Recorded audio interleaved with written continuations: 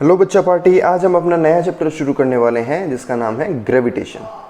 देखो, जब भी आप ग्रेविटेशन के बारे में सुनते हो सबसे पहले जो आपके दिमाग में स्ट्राइक करती है चीज़ वो है ग्रेविटी। आप बोलोगे कि सर हमने इससे रिलेटेड तो ग्रेविटी सुना हुआ है और इसके बारे में थोड़ा बहुत जानते भी हैं, तो ग्रेविटेशन कहाँ से आ गया? अब चलो इसको थोड़ा सा स्टडी करते हैं। इन दोनों के बीच का सबसे पहला टॉपिक हमारा यही है, ग्रेविटी एंड ग्रेविटेशन, यानी कि इन दोनों के बीच का क्या रिलेशन है, कैसे ये रिलेट करते हैं। सबसे पहले मैं बात करता हूं ग्रेविटेशनल फोर्स की। ग्रेविटेशनल होता है क्या है? ग्रेविटेशन होता है एक तरीके का फोर्स।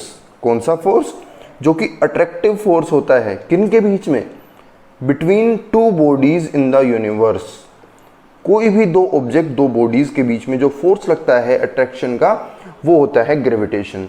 बोले सर क्या बात कर रहे हो, हर चीज अपने आप को दूसरे को चीज को अट्रैक्ट करती है? मैंने कहा हाँ बिल्कुल अट्रैक्ट करती है। बोले कैसे? कोई भी दुनिया में जो चीजें हैं, आपके पास रखी कोई टेबल है, उसके पास रखी हुई चेयर है, वो भी एक दूसरे को अट्रैक्ट कर रही है, पता है आपको? यानी कि आपके पास रखी हुई हर चीज, यानी कि एक बॉक्स रखा है, दूसरी साइड दूसरा बॉक्स रखा है, तो ये एक दूसरे को अट्रैक्ट कर रहे हैं। अब आप कहोगे सर अट्रैक्ट कर रहे हैं तो एक दूसरे की तरफ मूव क्यों नहीं कर रहे? इसका भी रीजन है। देखो, हम फोर्स ऑफ अट्रैक्शन पढ़ेंगे, उसकी वैल्यू पढ़ेंगे, कैसे कहाँ पे ज्यादा होती है, कहाँ पे कम होती है। इन सब चीज़ों के बारे में आज हम डिटेल में बात करेंगे। ठीक है, ये इंट्रोडक्शनरी लेक्चर है आपका, तो इसके बारे में हम अच्छे से जानेंगे। सबसे पहले बात आती है, जो ग्रेविटेशनल फोर्स होता है ना आपका, वो सबसे वीक फोर्स होता है। नेचर में जितने भी फोर्सेस होते हैं ना, nuclear force, electrostatic force, magnetic force, इसमें जो सबसे वीक फोर्स होता है वो होता है आपका ग्रेविटेशनल फोर्स, है ना। यहां से आपको थोड़ा थोड़ा आइडिया आ जाना चाहिए कि इसलिए ही कोई भी दो ऑब्जेक्ट एक दूसरे को अट्रैक्ट करती है, लेकिन इतना नहीं करती कि एक दूसरे की तरफ मूव करने लगे।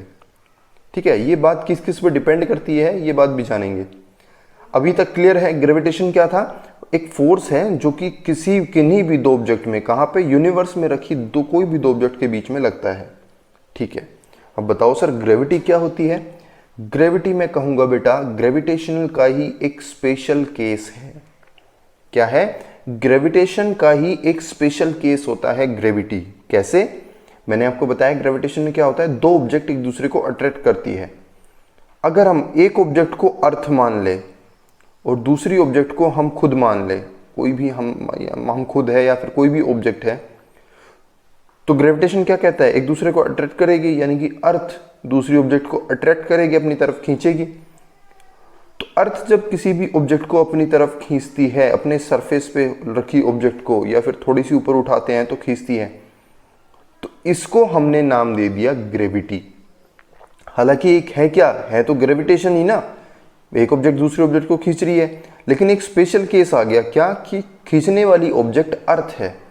अगर ये अर्थ है तो हम किसका नाम देंगे? उसको ग्रेविटी का।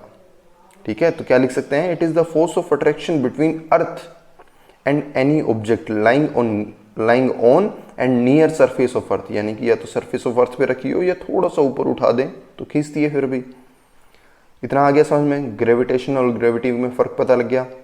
ठीक है, अब नेक्स्ट जो बात आती है वो आती है एक्सेलरेशन ड्यू टू ग्रेविटी।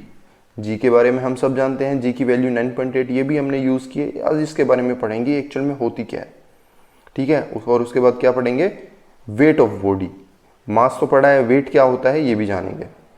इन सब के बारे में आपको बेसिक नॉलेज है, पर थोड़ा सा डिटेल में आप पढ़ते हुए चले जाओगे अब, क्योंकि चैप्टर से रिलेट करेंगे नहीं ये सारी चीजें। सबसे पहले बात आती है फ्री फॉल की। क्या बात आती है? Free fall. नाम से क्लियर है फ्री फॉल क्या क्या होता है। अगर कोई ये अर्थ का सरफेस है, मान लो यहाँ पे ये बॉल है, इसको यहाँ से खुला छोड़ दें, यानी कि यहाँ से हम छोड़ दें, तो क्या होगा? ये नीचे की तरफ मूव करेगी। ठीक है, यानी कि फ्रीली फॉल करेगी। अब इसके ऊपर कोई भी एक्सटर्नल फोर्स नहीं लग रहा, अब ये फ्रीली फॉल कर रही है। किसकी वजह से फॉल कर रही है? ग्रेविटी की वजह से। ग्रेविटी इसको खींचती है ना नीचे, तो फ्रीली फॉल करती है। तो एज हम क्या कहेंगे? Motion of a body under the influence of gravity. Gravity के इन्फ्लुएंस में जो बॉडी की मोशन होती है अलोन, यानी कि सिर्फ और सिर्फ ग्रेविटी, उसे हम क्या कहेंगे? Free fall. ठीक है, तो यहां से हम क्या लिख सकते हैं कि एक्सेलरेशन ड्यू टू ग्रेविटी, ये अकॉर्डिंग नहीं है, ये है acceleration. Acceleration due to gravity is the acceleration produced in A freely falling body. Acceleration due to gravity यानी कि जी को क्या कहेंगे, ये एक एक्सेलरेशन है। कौन सी एक्सेलरेशन, जो किस में आई, एक फ्रीली फॉलिंग बॉडी में under the influence of gravitational pull of earth. ठीक है, यानी कि जब कोई भी ऑब्जेक्ट यहाँ से नीचे की तरफ गिरती है तो हम देखते हैं कि ये कुछ एक्सेलरेशन से मूव करती है, यानी कि इसकी वेलोसिटी टाइम के साथ इंक्रीज होती है एक्सेलरेशन के साथ। ठीक है, डिक्रीज होती तो हम किसका नाम देते हैं, रिटार्डेशन का। इंक्रीज हो रही है तो एक्सेलरेशन का। ठीक है, तो एक्सेलरेशन इंक्रीज, उस एक्सेलरेशन को क्या नाम दे दिया, एक्सेलरेशन ड्यू टू ग्रेविटी। ठीक है, किससे डिनोट करते हैं हम इसे, जी से डिनोट करते हैं। क्या वैल्यू रहती है, 9.8 मीटर पर सेकंड स्क्वायर, ये तो हम पढ़ के आ चुके हैं। अब एक्सेलरेशन है तो हम क्या देखते हैं कि ये एक वेक्टर क्वांटिटी होती है, और वेक्टर क्वांटिटी है तो इसकी डायरेक्शन भी होगी। डायरेक्शन कहाँ पे होती है, ये अर्थ है, ये कोई भी ऑब्जेक्ट है नीचे की तरफ मूव कर रही है, तो इसकी डायरेक्शन हमेशा कहाँ पे रहती है, सेंटर ऑफ अर्थ की तरफ रहती है। अगर ये ऑब्जेक्ट यहाँ पे रखिए तो ऑब्जेक्ट इसको ऐसे खींचेगी। ठीक है, यानी कि सेंटर इसकी तरफ है, यहाँ पे ऑब्जेक्ट है तो यहाँ ऐसे खींचेगी। हर की डायरेक्शन, हर फोर्स की डायरेक्शन कहाँ पे होती है, एक्सेलरेशन की, सेंटर की तरफ। किसका सेंटर, अर्थ का। अगली बात क्या आती है, it does not depend on the mass, size and shape of body. यानी कि चाहे आप अर्थ पे एक छोटा सा पेन का टुकड़ा गिरा दो, चाहे बहुत भारी कोई वजन गिरा दो, उस पेन की भी और बड़े सारे ब्लॉक की भी, उसकी एक्सेलरेशन क्या होगी, जी होगी। यानी कि उनकी एक्सेलरेशन में कोई फर्क नहीं आएगा। आया समझ में। ठीक है, ये तो था आपका एक्सेलरेशन ड्यू टू ग्रेविटी। एक पॉइंट और नोट कर लो कि एक्सेलरेशन ड्यू टू ग्रेविटी यानी कि जी की वैल्यू वेरी करती है किसके साथ, ऑल्टीट्यूड और डेप्थ के साथ। यानी कि अर्थ से जब हम ऊपर की तरफ जाते हैं तो वेरी करती है, अर्थ में गड्ढा खोद के नीचे की तरफ जाएंगे तो भी जी की वैल्यू वेरी करेगी। ठीक है, कांस्टेंट कहाँ पे होती है, एक जगह पे। अगर यहाँ पे खड़े हैं तो कांस्टेंट है। इनफैक्ट आप, ये इक्वेटर है, ठीक है, ये नॉर्थ पोल, ये साउथ पोल, जब आप इक्वेटर से नॉर्थ पोल या साउथ पोल पे जाओगे तब भी वेरी करती है। ठीक है, ये सब चीजें हम पढ़ेंगे आगे कि कैसे वेरी करती है। इतना क्लियर है, ये था जी, एक्सेलरेशन ड्यू टू ग्रेविटी। अब बात आती है वेट ऑफ बॉडी। वेट क्या होता है, वेट के बारे में हमने पढ़ा है, इसका फॉर्मूला हमने पढ़ा है, W = mg। ठीक है, वेट हम क्या कहते हैं, it is the gravitational force. याद रखना, ये एक्सेलरेशन नहीं है, it is the gravitational force with which body is attracted towards the centre of earth. ये एक ऐसा फोर्स है जिस फोर्स के साथ कोई भी ऑब्जेक्ट, कोई भी बॉडी अर्थ के सेंटर की तरफ अट्रैक्ट होती है। फोर्स है, ये कैसे पता लगा, फोर्स की वैल्यू क्या होती है, F = ma, mass into acceleration. Mass इसमें है, जी क्या है, ये भी तो एक्सेलरेशन ही है एक तरीके से। तो ये तो क्या हो गया, फोर्स हो गया ना, और इस फोर्स को हमने क्या नाम दे दिया, ग्रेविटेशनल फोर्स। ठीक है, ये भी क्या होता है, उसकी अर्थ के सेंटर की तरफ मूव करता है, यानी कि इसकी खुद डायरेक्शन है, तो हम क्या कह सकते हैं, ये भी एक वेक्टर क्वांटिटी है। आया समझ में, क्लियर है इतना। अब ये सब देने वाला था कौन भैया, ये सब चीजें बताने वाला, ग्रेविटी के बारे में बताने वाले कौन थे हमारे पास साइंटिस्ट, ये थे न्यूटन साहब। सब लोग जानते हैं, एक स्टोरी तो आपने सबने सुनी है, न्यूटन साहब पार्क में आराम से बिंदास लेट रहे थे। ठीक है, ये कोई भी पेड़ है, कौन सा पेड़ है ये, गैस करके बताओ, एप्पल ट्री है। ठीक है, पार्क में आराम से लेट रहे थे, यहाँ पे लेटे हुए आराम से कुछ मस्ती से आराम से सोच रहे हैं, अपने हॉलीडे एंजॉय कर रहे हैं। क्या देखते हैं, ऊपर से एक एप्पल आके नीचे की तरफ गिरता है। ठीक है, बताओ, देखो फॉरेन कंट्रीज में कैसा होता है, एप्पल आराम से खुद गिर रहे हैं, हमारे यहाँ पे तो कोई नहीं गिरता है। क्या होता है कि जैसे ही एप्पल आके नीचे की तरफ गिरता है, न्यूटन साहब के दिमाग में चलती है बत्ती। ठीक है, न्यूटन साहब सोचते हैं कि यार ये कैसे हुआ। अब कई सोचते हैं कि यार न्यूटन साहब के ऊपर एप्पल ना गिर के पूरा पेड़ ही गिर जाता तो हमें ये ग्रेविटी का पढ़ना ही नहीं पड़ता है ना, सिलेबस कम हो जाता है, इनफैक्ट हमें आधी फिजिक्स पढ़नी नहीं पड़ती। लेकिन बेटा बहुत बड़ी देन है न्यूटन की, फिजिक्स में बहुत बड़ी देन है। ये जितने भी आपके सैटेलाइट सिस्टम है ना, जो भी आपके ये जो इसरो हो गया, नासा हो गया, जितने भी सैटेलाइट वगैरह भेजते हैं, ये सब इसके प्रिंसिपल पे ही काम करते हैं। लोगों ने इसकी हेल्प से ही पता लगाया कि कब ग्रेविटी कम होती है, कब ज़्यादा होती है, अर्थ किस ऑर्बिट में कितना खींचता है। तो इनका बहुत बड़ा योगदान है। ठीक है, तो न्यूटन साहब ने क्या सोचा कि भैया ये एप्पल ऊपर से कैसे गिरा, नीचे क्यों गिरा, ये ऊपर क्यों नहीं चला गया। बहुत से तर्क वितर्क, बहुत से क्वेश्चंस आए दिमाग में, है ना। हम लोग लेट रहे होते तो हम क्या करते, हमारे ऊपर एप्पल आके गिरता, हम फटाक से साफ करके खा जाते या फिर अपने घर लेके भाग जाते, कोई देख ना ले। बट इन्होंने क्या सोचा कि एप्पल ऊपर से नीचे कैसे गिरा। फिर उन्होंने दिमाग लगाया। ये बात कब की है, ये है 1665 की बात है बेटा। बहुत देखो, अब अंदाजा लगाओ, अब 2020 चल रहा है, 1665 की बात है ये। तो इन्होंने सोचा कि भैया ये हुआ कैसे। तो इन्होंने एक चीज को और रिलेट किया यहाँ से। ये देखते हैं कि जो अर्थ है इसके चारों तरफ जो मून है वो चक्कर लगाता रहता है। ये देखते हैं कि जब कोई भी चीज भाई गोल गोल घूमती है तो हम जानते हैं कौन सा फोर्स लगता है, सेंट्रीपिटल फोर्स लगता है ना। अगर इस ऑब्जेक्ट को यहाँ से छोड़ दें हम तो ये इस डायरेक्शन में मूव करेगा, वेलोसिटी यहाँ पे रहेगा, इस डायरेक्शन में यहाँ पे मूव करेगा, इस डायरेक्शन में यहाँ पे मूव करेगा, है ना। टेंजेंट मूव करता है, हमने देखा था। लेकिन ये चीज़ ऐसे मूव ना करके ये इसके चारों तरफ घूम रही है। यानी कि उन्होंने दिमाग लगाया कि अर्थ के पास कुछ तो ऐसा है जो चीज़ों को अपनी तरफ खींचता है या खींच के रखता है ना। तो इन्होंने एप्पल वाले केस को इसके साथ रिलेट किया और फिर ये लग गए भैया काम में। इन्हें मिल गया अपना एक प्रोजेक्ट। इन्होंने सारी चीज़ को, एप्पल वाले इंसिडेंट को और ये मून वाले इंसिडेंट को, सब चीज़ों को रिलेट किया। ये देखा कि फोर्स कैसे वेरी कर रहा है, सारी चीज़ें इन्होंने डिटेल में स्टडी किया। कितने साल तक स्टडी किया इन्होंने, कम से कम 22 साल तक। 22 साल तक इस चीज़ पे मेहनत की कि ये रिलेट करने की कोशिश की हर चीज़ को कि ये हो कैसे रहा है। 22 साल बाद यानी कि 1687 में ये अपने एक लॉ के साथ दुनिया के सामने आए। अपनी एक बुक में इन्होंने अपने इस लॉ को पब्लिश किया जिसका नाम था यूनिवर्सल लॉ ऑफ ग्रेविटेशन। ठीक है, इन्होंने ग्रेविटी का आविष्कार किया। इन्होंने बताया क्या था यूनिवर्सल लॉ ऑफ ग्रेविटेशन, कि जो हर पार्टिकल है, every particle in this universe, इस पूरे ब्रह्मांड में मौजूद हर पार्टिकल अट्रैक्ट करता है एवरी अदर पार्टिकल, हर दूसरे पार्टिकल को अट्रैक्ट करता है अपनी तरफ। कौन से फोर्स के साथ, with a force which is directly proportional to the product of masses. यानी कि जो दो ऑब्जेक्ट है ये एक दूसरे को अट्रैक्ट करती है तो इन दोनों का फोर्स क्या होगा, इन दोनों के मास, इसका मास m1 है, इसका m2 है, इन दोनों के मास के प्रोडक्ट के equal and inversely proportional to the square of distance between them. क्या बोला इन्होंने, अगर ये दो ऑब्जेक्ट है m1 एंड m2, इन दोनों के बीच का डिस्टेंस है r, तो जो फोर्स ऑफ अट्रैक्शन होगा वो क्या होगा, डायरेक्टली प्रोपोर्शनल होगा मास के प्रोडक्ट के। ठीक है, m1 m2। दूसरा, इनवर्सली प्रोपोर्शनल होगा इन दोनों के डिस्टेंस के स्क्वायर के, यानी कि f is directly proportional to 1/r²। Clear है, इतना क्लियर है। और उन्होंने एक बात और बताई कि ये जो फोर्स होगा ये कहाँ पे एक्ट करेगा, along the line joining the two particles. इन दो पार्टिकल्स को दो लाइन ज्वाइन करेगी, उनके अलोंग, यानी कि ये लाइन है तो इसके अलोंग एक्ट करेगा, ये यहाँ पे, ये यहाँ पे।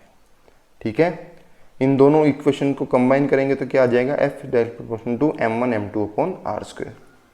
अब प्रोपोर्शनलिटी हटाने के लिए एक कांस्टेंट लगा देंगे। हमने लगा दिया कोई भी कांस्टेंट g।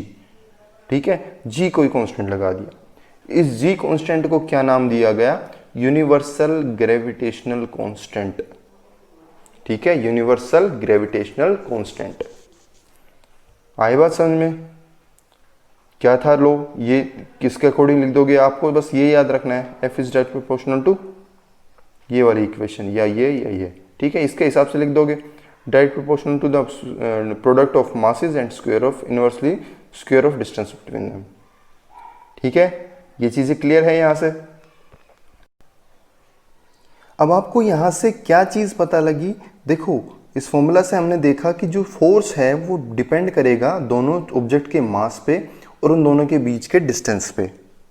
ठीक है, अगर हम दोनों ऑब्जेक्ट का मास बहुत ज़्यादा लें तो हमारे पास जो फोर्स है वो ज़्यादा मिलेगा अट्रैक्शन का, और अगर डिस्टेंस कम लें तो भी ज़्यादा मिलेगा, है कि नहीं। तो इसलिए हम देखते हैं कि जो अर्थ है उसके और किसी भी ऑब्जेक्ट के बीच का फोर्स, और हमारे रूम में रखी हुई दो ऑब्जेक्ट के बीच का फोर्स। ठीक है, हम देखते हैं कि इन दोनों के ऑब्जेक्ट का बीच का फोर्स तो बहुत कम होता है, लेकिन अर्थ का जो फोर्स होता है जो किसी चीज़ को खींचती है अपनी तरफ, वो तो दिखाई भी देता है। तो किसी ऑब्जेक्ट को ऊपर से छोड़ दो नीचे आके गिरती है, लेकिन ये एक दूसरे की तरफ मूव नहीं करते। तो ये किस फॉर्मूला से डिफाइन कर सकते हैं? इस फॉर्मूला से। इस केस में इन दोनों के मास का प्रोडक्ट कितना है? मान लो ये 4 किलो की ऑब्जेक्ट है, ये 4 की, तो ये कितना हो जाएगा? 16 kg। ठीक है, लेकिन इस केस में ये दो ऑब्जेक्ट कौन सी है? एक ये ऑब्जेक्ट है, इसका मास मान लो 1 किलो भी है, लेकिन दूसरी साइड कौन सी ऑब्जेक्ट है? पूरी अर्थ है भैया। अर्थ का मास तो बहुत ज़्यादा है। तो हमने क्या देखा, जितना इन दोनों का प्रोडक्ट ज़्यादा, यानी कि एक साइड तो 16 आया, लेकिन एक साइड तो कितने हजार लाख किलो आएगा, है ना। तो इसीलिए जितना ज़्यादा मास का प्रोडक्ट होगा उतना ही ज़्यादा आपका फोर्स होगा, है कि नहीं। इसीलिए हमें ये जो फोर्स होता है ना, ग्रेविटेशनल फोर्स, ये आसपास रखी हुई छोटी छोटी चीज़ों में दिखाई नहीं देता, क्योंकि इनका मास बहुत कम होता है, तो इसलिए फोर्स की वैल्यू भी बहुत कम होती है। लेकिन जब बात प्लेनेटरी ऑब्जेक्ट्स की आती है ना, यानी कि बहुत सेलेस्टियल ऑब्जेक्ट्स की आती है, पूरे ब्रह्मांड में ये प्लैनेट्स हैं, इन दोनों के बीच का ये जो है ये दिखता है, क्योंकि इन मान लो अर्थ और मून है, ठीक है, ये इसके चारों तरफ रिवॉल्व कर रहा है, यानी कि इसके बीच का कुछ फोर्स ऑफ अट्रैक्शन है। ये किस वजह से दिख रहा है? क्योंकि इसका भी मास बहुत ज़्यादा, इसका भी मास बहुत ज़्यादा, इन दोनों को मल्टीप्लाई करेंगे तो और भी ज़्यादा, है ना। जितना मास ज़्यादा उतना ही ज़्यादा फोर्स ऑफ अट्रैक्शन। तो अब आपको पता लगा कि आपके पास में रखी ऑब्जेक्ट्स के बीच में फोर्स ऑफ अट्रैक्शन हो रहा है, लेकिन आपको दिखाई क्यों नहीं दे रहा? क्योंकि उनका मास बहुत कम है। ठीक है, आया समझ में? आगे आप देख सकते हो ये जी आ गया हमारे पास। अब हमारे पास जी को पढ़ने के लिए कुछ काम मिल गया। जी को हम थोड़ा सा पढ़ेंगे। कांस्टेंट को पढ़ने के लिए हर बार पेपर में जरूर पूछा जाता है इसके ऊपर। सबसे पहली बात क्या पढ़ सकते हैं हम? डिफाइन जी। भैया जी को डिफाइन करो कि जी है क्या। किसी भी चीज़ को डिफाइन करने के लिए मैंने आपको बता रखा है, अगर किसी कांस्टेंट को डिफाइन करता है तो हर चीज़ को क्या लिख दो? इसको 1 बता दो, इसको 1 बता दो, इसको 1 बता दो। तो यहाँ पे क्या लिख सकते हैं? अगर m1 m2 1 के इक्वल हो जाए, यानी कि m1 भी 1 m2 भी 1 और r भी 1 के इक्वल, तो यहाँ से क्या आ जाएगा? F = g आ जाएगा। यानी कि हम क्या कह सकते हैं कि जो ग्रेविटेशनल कांस्टेंट है यानी कि g है, वो क्या है? This may be defined as the force of attraction. किसके इक्वल हो जाएगा? Force of attraction. कब? Between two masses when the masses of the body is unit. यानी कि कोई भी दो बॉडीज जो कि यूनिट मास है और क्या है? Placed at a unit distance apart, यानी कि r की वैल्यू भी 1 है।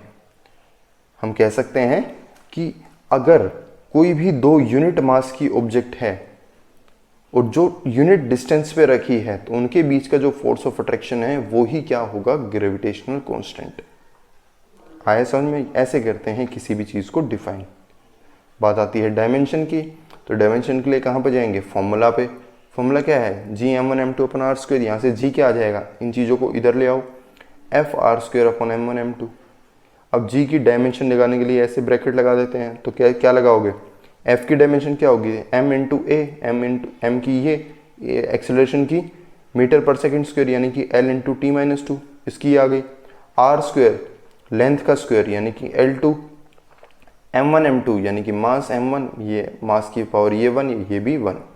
ठीक है, तो पावर को अगर मल्टीप्लाई में तो पावर ऐड हो जाती है, mu का यूँ, L1 L2 है और L1 है, तो कितना हो जाएगा? L3 हो जाएगा। L3 और T क्या है?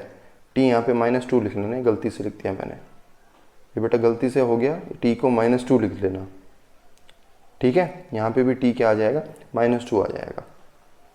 T -2, M नीचे 2 है तो ऊपर जाके M क्या हो जाएगा? M की पावर -2, तो m की पावर 1 और m की पावर -2 क्या आ जाएगा? m की पावर -1।